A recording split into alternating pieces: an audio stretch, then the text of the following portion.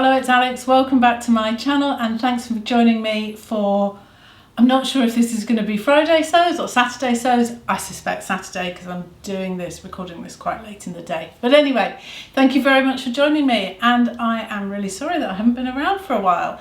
I did say that I had a bit of a commitment that was going to take me away, and that has all finished. That was jury service. That has all finished now. It did overrun a little bit. And I've also been busy helping my daughter to move, so that involved a trip away, and yeah, so it's taken me away from being able to make any YouTube videos.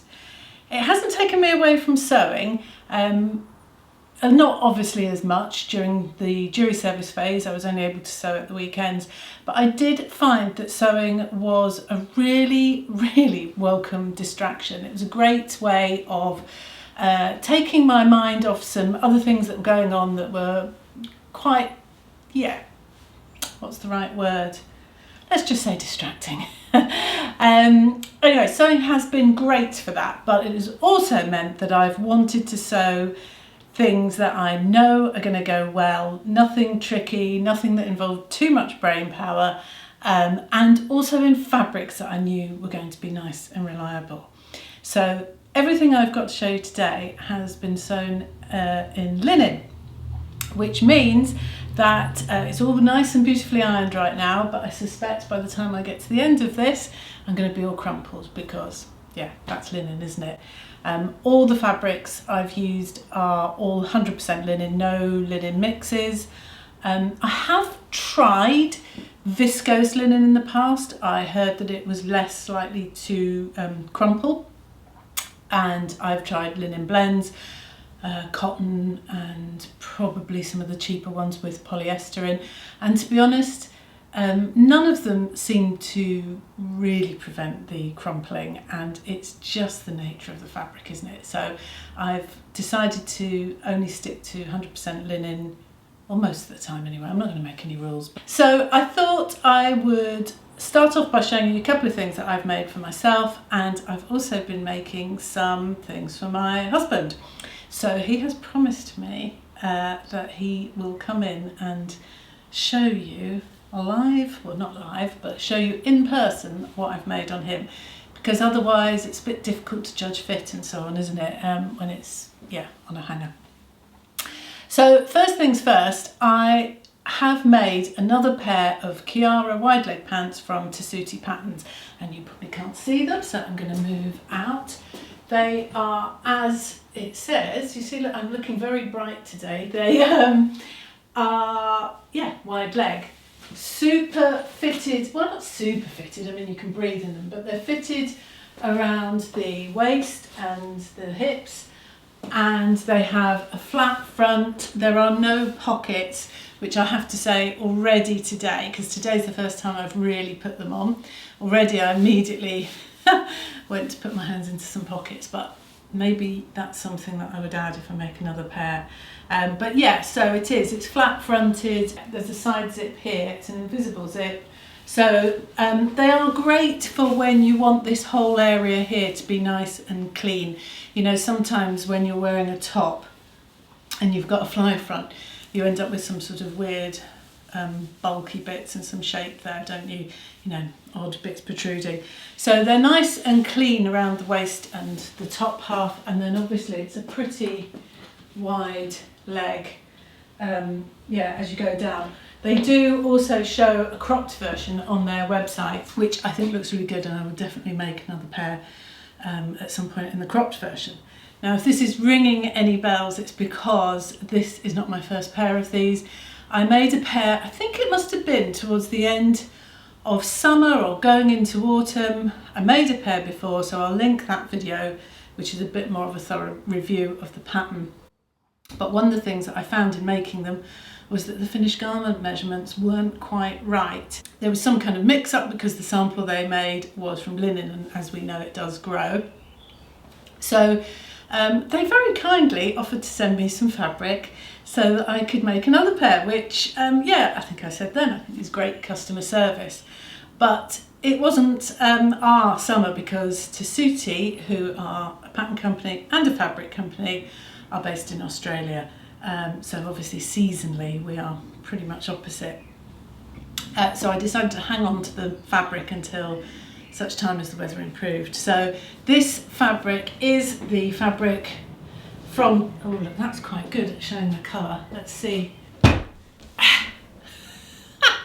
Yeah, it's been a long time since I was at yoga. Yeah, this colour is pretty much true, it's coming up on the camera, pretty much true to real life. It's indigo and it is their Bedford linen fabric, and it's really lovely. I remember at the time it arrived super quick, even though it was being shipped from the other side of the world. So that's pretty impressive. Yeah, really lovely fabric. The indigo colour is perfect really for trousers for me because it veers a little bit. Obviously it's a kind of bluey, purpley, well it's an indigo. And I'm not really supposed to wear kind of navy blues, anything too blue. If it goes towards teal, that's great. But I thought this being bottom half and for trousers would be nice to be able to wear a colour that I generally steer clear of these days. So yeah, nice and easy to sew, you know, because it's got a grown on, you know, it's a facing, so a grown on waistband, it's dead easy. I mean, you know, it's one of those that if you want something like I did, yeah, that's kind of not going to be too troublesome. These are a great one to make, and I pretty much, yeah, straight out of the packet on a size 16, fits me perfectly. I have found with the other pair that I've got, because you've got this sort of wide, you know, and they're high-waisted, this wide bit at the front, that I have wanted to wear things that are sort of doing a bit of that, but maybe that's just me. And then my shirt, and the reason I'm wearing a little, you know, vest top underneath it is because it doesn't have any buttons on it at the moment, but I finished it yesterday and I wanted to wear it because I kind of thought it would be nice and colourful, yeah, as a combination with the trousers. So it is a Deer and Doe Melilot shirt. It comes with short sleeves and sleeved. And it also comes with a concealed placket or, you know, your standard placket. And I've made quite a few of these now. It's a nice, easy shirt pattern to make because it hasn't got a set-in sleeve. So the sleeveless version is basically, you know, that's where the seam of my sleeve is. So the sleeveless version is literally this with the sleeve gone. It reminded me that the instructions aren't fantastic in terms of creating that concealed, where is it? The concealed placket. It's just missing the odd instruction here and there, so I don't think it's ideal for somebody who hasn't made shirts before, or maybe if you just wanted to do the standard placket. I think there probably are some tutorials if you Google, possibly even on YouTube, for how to do it, because I do really like a concealed placket because you can obviously hide any buttonhole mistakes inside. I ordered some buttons this morning from Textile Garden. I'll put a picture up there, are white with little sort of dots of orange around the outside, and I thought that they would work really well. If they don't when they arrive, then I'll just do a sort of plain button because most of the buttons are actually going to be concealed, but it's nice to have a nice little button on the cuffs, isn't it, when that's kind of on display. So yeah, that's what I've been making for myself. And this fabric, by the way, is from Simply Fabrics in Brixton. They have an online shop as well as an in-store store. Yeah, they had, I think it's ex-designer, they had some really vibrant linen fabrics over the last couple of weeks. There was like a really vibrant pink and a lilac, I think, and I thought that was quite unusual. Quite often linens are more muted, aren't they? So I just fancied something, yeah, a little more, I don't know, summery. Anyway, I'm enjoying these two colours together. And then, as I said, the other things that I've made also in linen are both for David, and both coincidentally from there's patterns from Elbe Textiles, and also coincidentally both patterns are unisex. So that makes me feel quite good because it means that potentially I could make them also for me. And in fact, in the case of the trousers, we are more or less the same size, so I might try them on and see what they look like on me as well. But the shirt, Probably not. So he has promised me that he will come. I don't think he particularly wants to, but I'll go and chivvy him along and see where we get to. Hold on. Shh! Button's fallen off. Don't know who made this.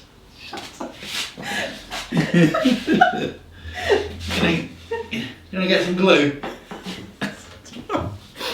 So, nothing to do with the fact that the button just pinged off. Right, in fact, if you Never doing this with me with one arm rolled up. We'll fold the other arm up as well. Well, you can do that. You know how to roll up your own sleeves. Thank you. Right, so. Well, that button stayed on. Go on. Right, so this is the Cornell shirt from Elbe Textiles. So this is actually a unisex pattern, but I don't think that we are quite the same measurements. I don't think I've got your chest measurements. Yeah. And this is the one where I already took it in about 3 centimetres either side of the side seams. And it's still, we both think, a bit on the big side. In fact, if you step back a bit, just so that we can see it in its full length, yeah. So, yeah. So if you put your arms down, it is a bit big, isn't it? Can you give us a 12? Yeah, but it's really comfy now. Yeah. And I was just saying, I wouldn't go out in it, but for, going on a dog walk, I wouldn't go to work in it, but for sitting around the house and casual, kind of, where it's fine. So are you saying you wouldn't go out to work in it because of the size? Or is it just you're not really a linen shirt work person? No, I'd wear a linen shirt to work. I mean, especially, I would, especially when it's, nicely made and everything, but this, I think, would look like I'm wearing a shirt that's too big for me. So. Yeah, it does. It looks, I mean, as you say, it's nice for milling around. Yeah. It's a pattern that says it's got lots of ease in it, and I think... It's got lots of ease. Yeah. Get a car in it. Dog hair on you. But to be fair, you were between 2 sizes and I did go for the larger size. So I would suggest that if anything, we should size down, whereas I actually sized up. But other than that, so if you come forward. So it's got the grandad collar, and you like how the collar fits. So the collar's just right, isn't it? Yeah, that feels nice. So if I make you another one, even if I size down on the rest of the shirt, I'll keep the collar as a size. Yeah, but maybe a little shorter. Narrower. Yeah. You mean the depth of the height of the band? Yeah. Yeah, maybe like just 20% less. Yeah. Would you normally have it all buttoned up? At home, probably not. No. And are you happy having a pocket? Would you like, because you could have 2 pockets. I don't know why I'm doing that. You can have 2 pockets, of course. No, because I like having a pocket, but I don't need 2. I think 2 makes it look a bit strange for some reason. Formal. Yeah, maybe. It's nice to have one just to plop your phone in if you need to. Yeah. And the other, or glasses. And the other version that this comes in is what I think they call a popover. You know, where you've got shirts, buttons, but they stop about here-ish. So yeah. Not your cup of char. No, I think they're just a pain in the web. Pain in the whatever. Okay. All right. And the fabric, you like the fabric? So this fabric. I like the fabric, yeah. Fabric came from Threadquarters. So she has a small fabric shop. She's in Ireland. She actually has 2 different weights of Irish linen fabric, and this is the lighter weight one because originally your brief was that you wanted something long sleeved for walking the dogs so that the mosquitoes don't get you. So you didn't want something too thick, did you? No. And no, it's nice because when I first touched it, I thought it was quite hard and I thought it could be a bit itchy, as Jack was saying. I mean, but actually, it's really comfy. Yeah. It's really nice. But also, when I pre-washed it and tumble dried it, so that would have softened it up a bit as well. But yeah. And you've worn it a couple of times, hasn't it? Haven't you? I mean, you've worn it because I've worn it once. I've just taken this out from washing. Yeah. So, yeah. Okay. So you're happy with that? Yeah. So these are the Freemantle pants or trousers. Depends if you're northern or not. Also from Elbe Textiles. So these are, if you turn round, they've got pockets at the back Yeah, so you've got... I just shown my bottom to thousands of women. So yeah, you've got patch pockets at the back, and then you've got side pockets at the front. Yeah. Mm-hmm. And then because I made them from the linen, you're supposed to use a different fabric for the pocket lining, but it seemed to be silly. I thought with linen you kind of want to use the same fabric for the lining. It's got the elasticated waist, and then I didn't do the drawstring option. Which I think would be good, because that would stop kind of when you put your phone or your keys in your pocket, but if they're not too tight, they always pull down, you know, as you're walking. Well, they do. Do they? Yeah. Okay. Are you happy with the length? Yeah. Yeah. What I did was I used French seams throughout. Yeah. I know what French seam is. Only because I already told you. Yeah. French seams throughout, but that was so that if you roll up those hems, you're not going to get the overlocking on display on the seams. It's all going to be nicely bound inside. So yeah. So could you just sort of pretend you're a model and walk up and down a bit? No, Just- people can't see. What do you mean? I'm walking up and down. You mean across here? No, up and down here. Oh, down here. Do you Okay. want me to sit with you? No. Okay. I said no. Okay, I'll get outside, go and sit again. Okay. Act natural. Yeah. Spontaneous. Relaxed. Cool. Nonchalant. Okay. Okay. Yeah. Is that enough? Yeah. Well, I don't know how useful that was. Hopefully it was. Hopefully it was of some use to see it actually on the person it was intended for. But Dave's had to get on with his working day. So definitely the Cornell shirt does come up quite big. To be fair, it says it very clearly in the instructions. It does say to choose a size based on your chest size, and his chest came out at 118 centimetres, and there was a size G, I think, was 117, and the next size up was an H, which was 120 something, 122, 125, something like that. And I went for the H because he'd said to me he wanted something loose and baggy, and that was obviously not the right thing to do because it was too big. And the shirt you saw him wearing is one that I'd already taken quite a bit off. So I made it, did all the French seams and everything, and it was way too big. Next time I would possibly go down maybe 2 sizes. The G definitely would have been right, but I might even go down 2 sizes, but then I'd want to keep the neck of the size H because that was fitting quite nicely. So I'd need to have a little bit of a fiddle around, but yeah, really nice pattern. I don't know about, I mean obviously it's unisex, it's supposed to have lots of ease to it. I don't know how it would work if you were somebody with a bigger bust. Yeah, it's not my kind of area of expertise. I really like the instructions from Elbe Textiles. I find them really nice and clear. Everything is there. The yoke was put in with the burrito method, and I've got a video on how to do that, so I will link it below. Yeah, it's so satisfying. And all the seams are French seams, so it's nice and clean. Actually, I think he left it here, hold on. Yeah. So it's nice and clean on the inside.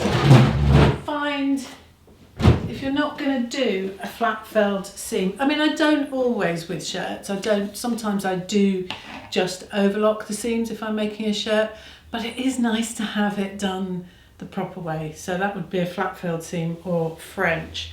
It just means everything's nice and contained, and yeah, it just looks a little bit more professional and less kind of handmade. So yeah, that's it on the inside. But yeah, really enjoyed making it. If you've watched my channel for any length of time, you know that shirts are my comfort zone, and they've definitely been what I've needed in the last few weeks. And then in regard to the trousers, the Freemantle trousers, they are also unisex. I'm just going to I've not tried them on at all yet, So I'll go try them on myself because I made him take them off. I really, again, instructions were great. This is one where you take the measurement that I think she calls the high hip, so somewhere between waist and hip because they sit quite low. For someone like Dave, that works really well because, like a lot of men, you know, he's broad in the chest, he's got a bit of the beer belly, and then he tends to wear his trousers quite low and often to sit under his tummy. So actually his kind of waist and hip measurement is a lot smaller than the kind of chest and you know, top half would make you think. So that works really well. So these in theory shouldn't be too far off fitting me as well. Again, really nice instructions. This fabric is from Abakhan, again 100% linen. This has got a bit of a sheen to it, not too much of a sheen, but a little bit.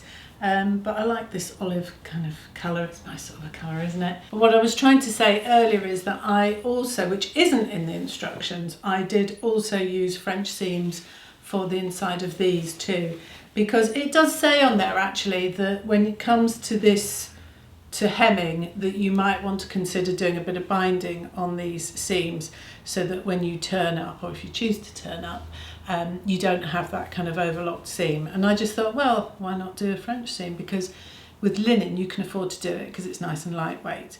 If I was making them out of say a drill or a heavier cotton, that just wouldn't work, but with linen you can get away with it. So I used French seams throughout, so that just keeps it all a bit cleaner.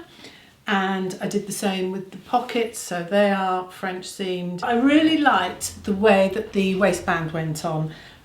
So with this it's slightly different in that you insert the elastic and do the top stitching on the waistband prior to attaching it to the constructed pants, and I really liked that. The only thing I did differently was that it did just have you overlocking on the inside and attaching it. And because I'd done the French seams throughout for everything else, I just turned it under, which wasn't really hard to do. I was just in the zone. I was in a French seam zone. So yeah, really nice and easy to make. I will now have to add a drawstring, won't I? I was thinking that it might make them look a bit too much like joggers. I hadn't considered that, yeah, he'd be shoving loads of stuff in his pockets. So yeah, I think I'll just go and quickly try them on and see what they look like on me. Okay, so they feel really nice, but they are just really annoying because it would be great to share. They are just a bit too big. I'm probably only the next size down. I mean, if I was desperate to steal his trousers, they would be okay on me. They do feel nice. I sent these off to be printed out. I bought the PDF and I sent them to be printed out by Fabuloso. And I have a feeling that I asked them to do 2 copies so that I could do one for me and one for Dave. There's nothing like a pair of linen trousers, is there? They're just so comfy at this time of year and perfect for days like today. You know, in the UK today it's probably about 20 degrees, something like that. It's a little bit overcast, but it's still warm. So it's probably not warm enough for a summer dress, but I wouldn't want to wear jeans. So pair of linen trousers are, yeah, just what the doctor ordered. Yeah, I really want to go and make myself a pair now. So it's been sort of unintentional linen week for me this week. All the fabrics were lovely to sew and they all came from different places. And similar prices as well. The Tessuti one was a little bit more, had I paid for it, and I didn't. But that was, I think, 42 Australian dollars a metre. It's around about half that for British pounds. But it was beautiful, beautiful quality. And now that I've had fabric from them, I would consider ordering from them, even though they're a long way away. They have a huge range, and I know lots of you are based in New Zealand and Australia, so it's quite nice to be able to talk to you about fabric that relates more to you than to us over here in the UK for once. But yeah, huge range and lots of beautiful, beautiful colours. So yeah, definitely go and check them out. Susie at Threadquarters is another sort of fellow sewist, and she's also here on YouTube. So her Irish linen was beautiful for Dave's shirt. I'm fairly sure that was also called indigo, because where is it gone again? Because it's definitely not a navy blue. I don't know how that's coming out on camera, but yeah, this one from Susie I think is £7.50 for half a metre. The orange one I got here from Simply Fabrics I think was £14 a metre, so very similar. And what else was there? Oh, and the Abakhan one, this olive linen, which I think was 12, maybe it was £12.95 a metre. So similar range, and yeah, similar quality really. It is just so lovely to sew with linen. Just silly things like you can finger press things, you know, you don't have to get your iron out quite so much. Yeah, it's been good. Anyway, I'm glad to be back. What else do I have to tell you? Got Clubhouse on Sunday. Oh, I had my brows done, so I had them microbladed on Monday, first time ever. I'm very excited to have brows for the first time ever. I'm told that they are probably going to be a little bit darker for the first few days, so they're possibly a bit darker. So I hope I don't look like I've got slugs. Anyway, I'm very excited to have brows first time ever. Clubhouse, we are back on Sundays at 3:30 British Summer Time.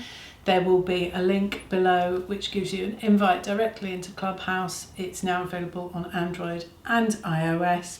And now we have a second time slot, which is a Tuesday evening at 7:30. That's being hosted by Shirley. Shirley is a fellow sewist, and she also has a YouTube channel. She's called Sew Fabricate. She's just started going. And the Tuesday time slot is just because some people can't make Sundays, and especially people with small children. It's just a bit of a family time, isn't it, Sunday afternoon? So an alternative time to just have a bit of a sewing catch up.